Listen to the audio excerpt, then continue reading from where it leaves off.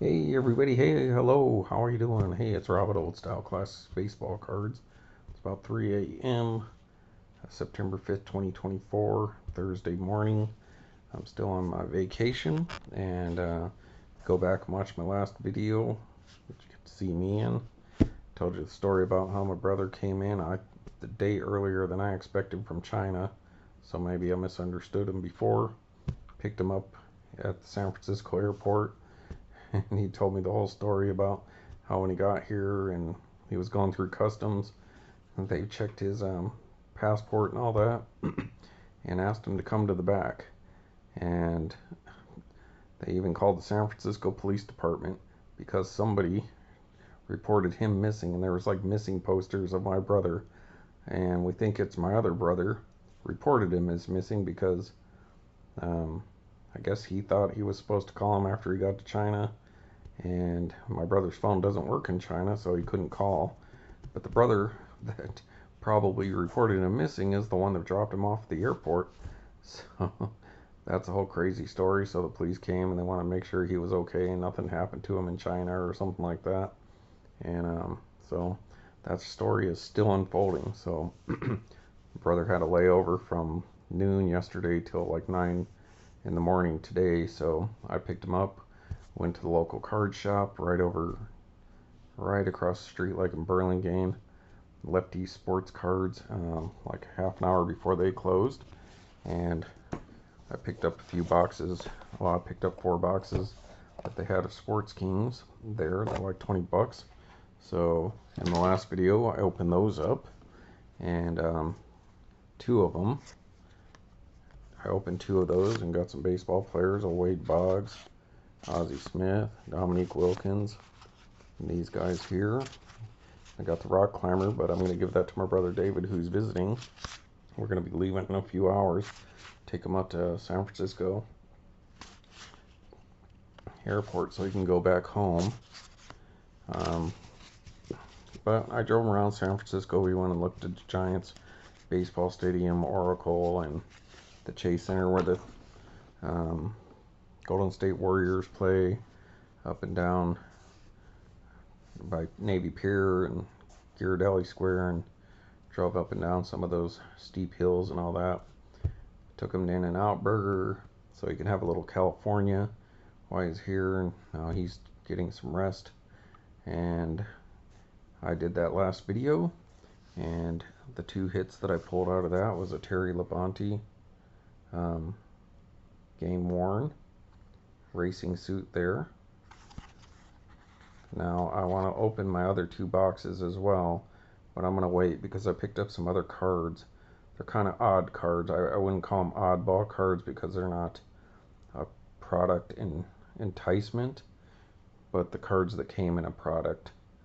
So like a board game or something like that. So they're kind of in between a regular set and oddball cards, but since the game is part having to do with the card, so it's not really an oddball. Oh, and that's the other thing. While you're at it, folks, a couple things. Please like, subscribe.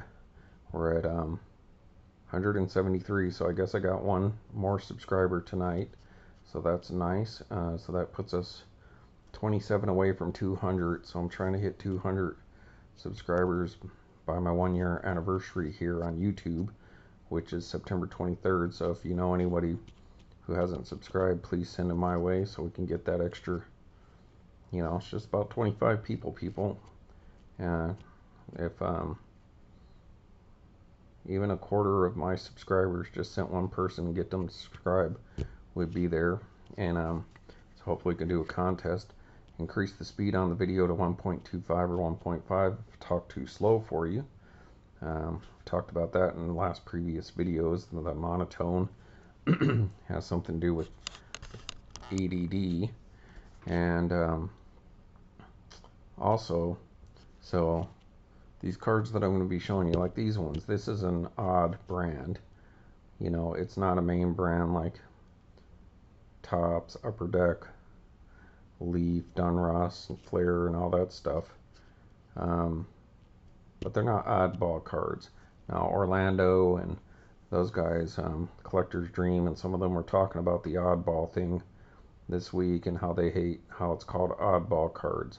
Now, I'm fine with it. I actually gotten to the point where I like the fact that cards are called oddball cards versus cards that came in these sets. So, like these, I bought in a blaster. So, I bought these cards because I'm buying cards. But if I'm buying something like candy and it came with a card on the inside or on the box or something like that, really what you're buying is the candy, and they're trying to entice you to buy the candy by putting a card on it. And that's how cards started, like tobacco cards and all that stuff, caramels and all that. And that's what cards are. So in reality, I understand what they're saying. Those are the real cards. Those are how cards started. Then the fact that they put cards out just for cards' sake is a new thing, halfway into the hobby, like in the 50s basically. And now that's what people call cards. So I like to distinguish that, yeah, I'm not just buying cards for cards' sake. I'm getting a card that came with some product. And I'm fine with that because to me, I'm an oddball collector, and I like the fact that we're distinguishing, like, hey, you know what? These are a Kellogg's card or a Hostess card, or a King Bee card or a Tasty Freeze card, as opposed to Topps Flagship. Because anybody can buy Topps Flagship. Anybody can buy Upper Deck. You can go to Walgreens in any store, especially we're talking like Junk Wax era and all that, and buy cards. But you have to hunt out like these serial cards and stuff like that. Not that they're rare, in a lot of cases they're not. And you're guaranteed to just get that small set of cards, like the stars that are in there. But to me, I like that because I'm an oddball collector. I prefer getting a card from Captain Crunch than just getting another pack of 87 Topps. And I love 87 Topps. That's great. But to me, I kind of like to be, hey, you know what? These cards came from a product. They had to be distributed. They had to be bought. They had to be shipped. They had to be stocked. All that stuff. And they had to survive kids eating the cereal or busting the box or miscutting stuff and all that. So that's me. I kind of take pride in the oddball label. I don't think it's demeaning the card. You're only demeaning something if you're intending to demean it, if that makes any sense in my idea. If they were like calling them stupid cards, like stupid product cards, or that's why we say like junk wax. Well, they call it junk wax because it's kind of junky. There's not a whole lot of value in a lot of that stuff because it's overproduced. If they were calling them like stupid cereal cards, then yeah, I would get it. But to call them oddball, I don't think that's meant as, God, they're so odd, they're dumb. And that's fine, even if somebody is. I know, I'm sure we're talking about the majority of people here, not,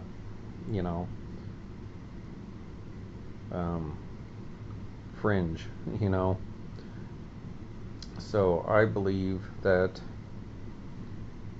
I like oddball cards, and I like at least having something to distinguish them from mainstream cards.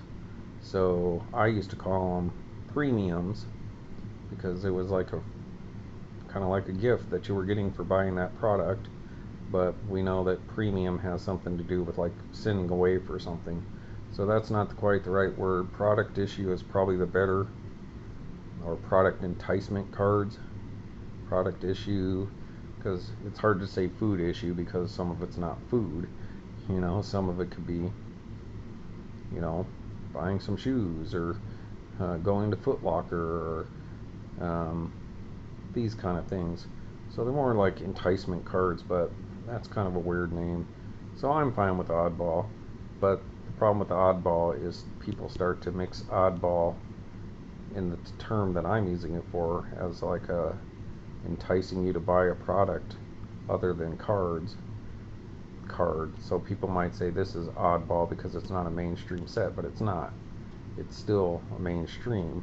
And then these cards that I'm about to show you are Oddball, somewhere in between Oddball and mainstream, because like these aren't major mainstream, but you can get them at Target and stuff like that. But they're not like the high, the big companies. So this may not be the best example, but people often say those kind of oddball, or like some of the stuff they put in Allen and Ginter from Topps is oddball. You could say they're odd cards, or weirdo, or non-baseball, but they're not oddball. So yeah, I don't know. That's my 2 cents on that. And this is a beautiful card. It's got her picture on there holding the flag. Salute you. Kaylee Humphreys, most awarded medal winning bobsled female bobsledder in U.S. history there, or maybe in world history. So she's a champion. So you can pause that and read that. That's beautiful. Alright, so what I got at that lefties was some of these starting lineup talking baseball. So these didn't come with the figures. I have a few that I showed during my oddball run where I was showing you the product issue cards, and I was showing you the cards that are kind of not mainstream, so that these you couldn't just buy in a pack, or came with starting lineup figure. Now those would be somewhere between mainstream and kind of oddball. They're kind of in between, in my sense, kind of like the KB cards or Kmart cards. They're a little more related to mainstream cards, but limited to where you can get them. So this, you would have had to buy, I guess, this box, let's call it board game. And so when I seen this there, I was like, can I check that out? I want to see if Andre Dawson's in there. And I dug through it, and well, let's just say I bought these, so that should give you a little hint. Got a little bit of a discount paying cash at that place. Picked up some candy bars while we were there. Rocky Road, those bit of honeys that I just showed you, those Sports Kings.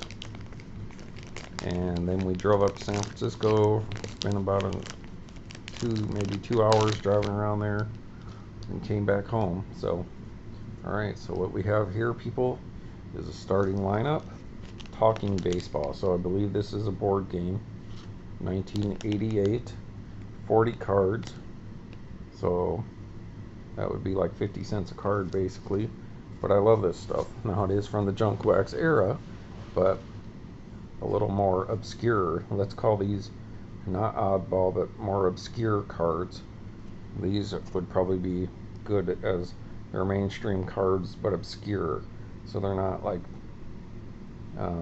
readily available to everyone all the time, like a pack of Topps would be back in the day. So they're kind of obscure, odd cards. They're different size and all that. Oh, and I was going to do that anyways. So there's the Gaudy. So those Gaudis are the size for the 1930s cards. And so that it's an odd size card as opposed to a full size card. But still pretty cool, because before standard cards came out, what was standard? There were no standard. Tobacco minis were probably the standard. So there we go, Nolan Ryan, folks. Now, if you will go back and watch my episodes recently, I just pulled my first Nolan Ryan autograph from a box of Panini Cooperstown. There's another mainstream company, Panini. And so check that video out, where I kind of was really shocked when I pulled that Nolan Ryan autograph. So talking baseball, 1988. I believe MSA is probably involved in making these cards. Yeah, but it does say KPT down there, which could be just Kenner. But nevertheless, Nolan Ryan. So this is some kind of game. Um, what does it say here? 88 All-Stars, 40 cards set. And but you can easily go onto Baseball Cardpedia if you want to look a little more into these. So Mr. Nolan Ryan there. Alright. Now, I'm not married to any of these cards, so if anybody's looking for something, let me know. Because there's one card I particularly wanted to go into my collection, but I can't resist. Oddish cards, what did we call them? What did I just say they were? They're oddball adjacent, and that's the kind of stuff I like, is either oddball or a little different, not non-mainstream. Maybe that's a better way to put it. So Gary Carter, Hall of Famer. So there's 2 in a row. These were stars at the time. So Terry Kennedy, 1988. Not as big a star. Catcher. Alright.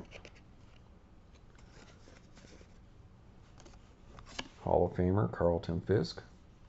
Is it this way? Yep. Carlton Fisk, Shaka's Closet. There you go. White Sox. Alright, Pepino Man and all you Dodgers fans. Steve Sachs.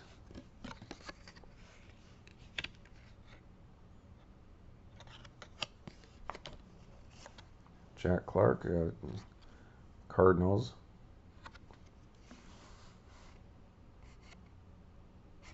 Jack Clark. Alright. Hall of Famer, Eddie Murray.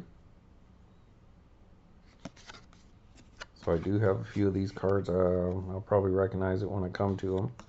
Eddie Murray. Perhaps someday Hall of Famer. Keith Hernandez. Just saw him in an interview on the Major League Baseball channel or whatever, on the free stations, and he definitely got a lot older. Keith Hernandez. There you go, Donnie Baseball. That might be one of the ones that I have. Don Mattingly. Buddy Bell.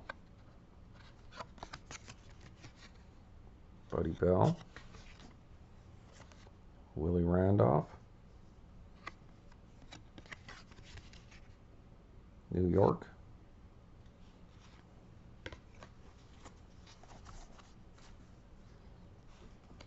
Hall of Famer, Cal Ripken Jr.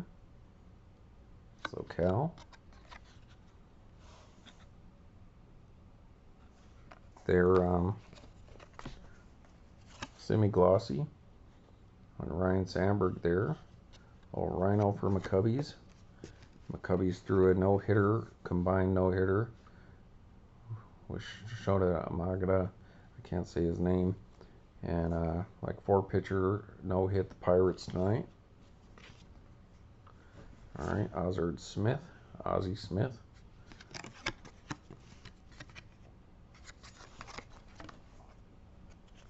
There you go, Tigers fans, Lou Whitaker.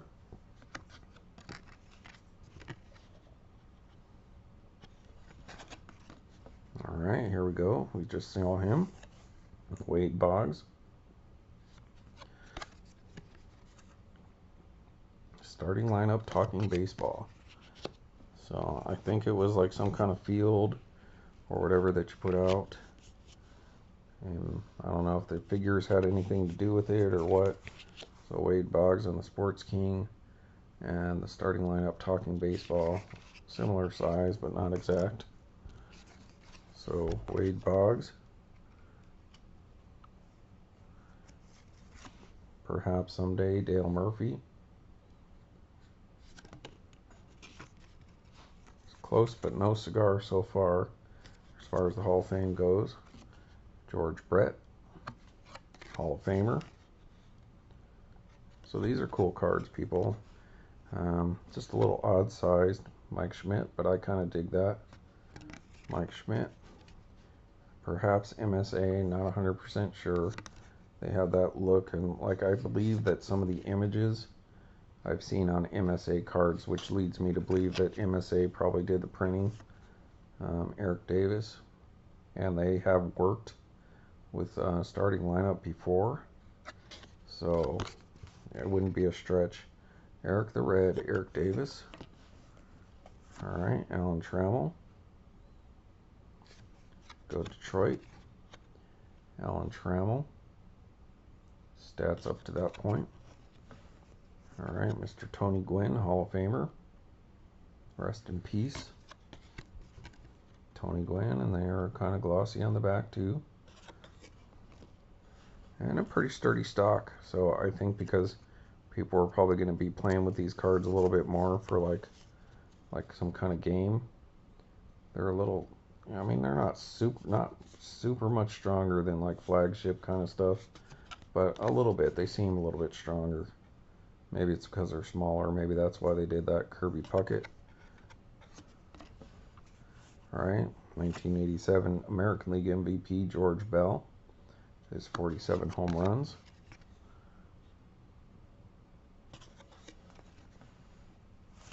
Superstar Darryl Strawberry. My brother Daryl. Great player, what could have been. All right, Hall of Famer Ricky Henderson. So, a lot of Ricky Henderson collectors out there. All right, and Tim Raines. My personal collection player Andre Dawson's best friend, supposedly, back in the day. Mr. Tim Raines, former teammate of Andre Dawson's on Montreal Expos, and now Hall of Famer. And the card that I was looking for, people, and they did have it. It is in here, and that's my man Andre Dawson. So there's my PC. This is basically why I bought this set. Not the only reason. I mean, I could have just ordered this card off eBay. That's fine, but I like this little set, so it's nice to have the whole thing. So I'd say 90% of it was because Dawson's in it. If Dawson wasn't in there, I might have passed, but I might have still bought him. I don't know. I mean, if he wasn't part of this set. If he was missing from the set, then I'd probably skip it. But if he just wasn't in the set at all, then I might have been a 50-50 shot that I bought these, because we only had like 10 minutes before that shop closed. And I think that's the closest one to San Francisco now, in Burlingame. I don't think they have any card shops in San Francisco. They barely keep anything open there nowadays. So I don't know if I would have bought it, but this definitely got me to get it. And then I have all these other guys too. And so it's not that I couldn't be talked out of any of these cards, but I'm not planning on doing anything with them, but putting them in my box along with my other odd and, what did I just call them? Dave Winfield Hall of Famer. See, my ADD HD, whatever, ADHD or whatever, just kicked in, and I already forgot what I said would be a good name for these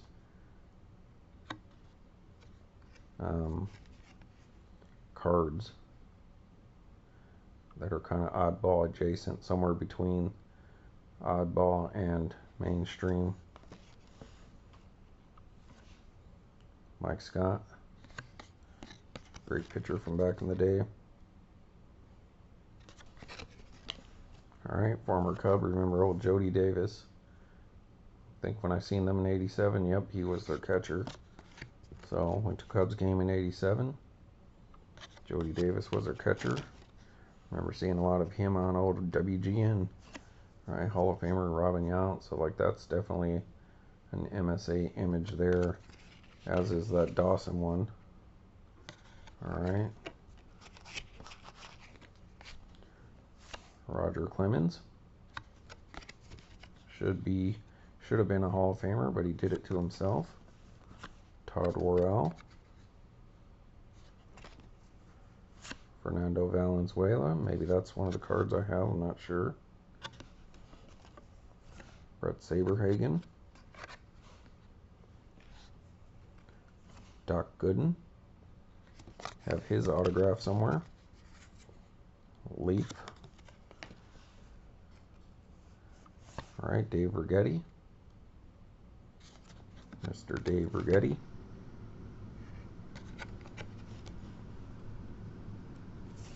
Dan Quisenberry. Now maybe this is a computer game. So I think we're getting to the rules cards. Talking baseball. Help 1. Swing the bat. Computer swing. So you can read that.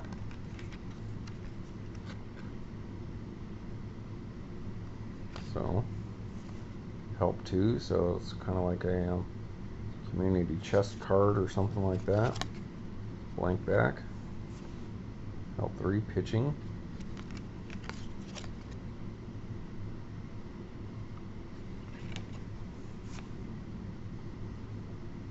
Run to a base, blank back, and end it off, set up a dream match. So this is telling you what this game's all about.